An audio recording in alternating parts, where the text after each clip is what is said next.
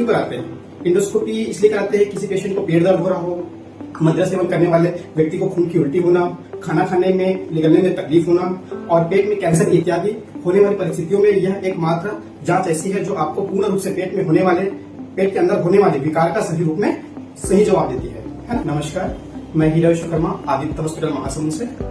आज हम इंडोस्कोपी के बारे में चर्चा करने वाले हैं। इंडोस्कोपी के लिए करते समय कुछ तकलीफ होती है पेशेंट को, जिसके कारण बहुत से मरीज इंडोस्कोपी कराने के लिए डरते हैं, है ना। तो इंडोस्कोपी कराने से डरना नहीं है, वो बहुत अच्छा इलाज है। ये महासमुंद जिले में हमारे आदित्य हॉस्पिटल में ही इंडोस्कोपी करने की सुविधा है।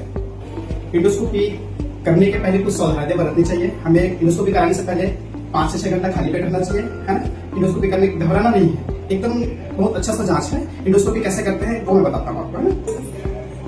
ये इंडोस्कोपी एक लचीली पाइप होती है जिसमें कैमरा लगा होता है, दूरबीन लगा होता है ना, एक लाइट रहता है और सक्शन पाइप रहता है, जिससे अपन इंडोस्कोपी करने से पहले अपन मरीज को एक निषेचक दिया जाता है गले में, ताकि अपन गला शून्य हो जाए, जिससे हमें इंडोस्कोपी करने में बहुत हेल्प मिलता है।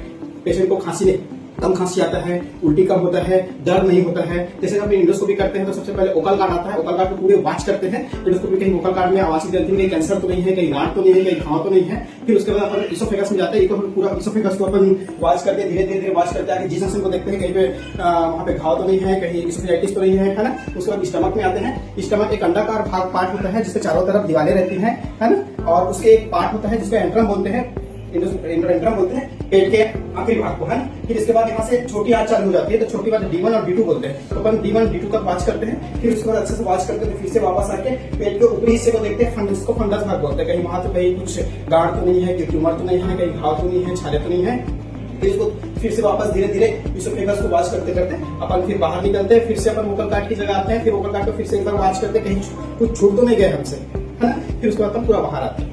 जैसे अपन ये पूरा देख लिए, अपन जैसे इंडोस्कोपी कहीं कर रहे हैं, कहीं अपन घाव दिख रहा है, अल्सर दिख रहा है, तो हम यही से अपन उनको एक टुका बायोप्सी आता है फॉर्सन, उससे अपन बायोप्सी ले लेते हैं, उसको जांच के लिए फॉरेंसिक लैब भेज देते हैं कि उसका क्या रिपोर्ट आता है, उसके हिसाब से उसका ट्रीटमेंट चालू करते हैं।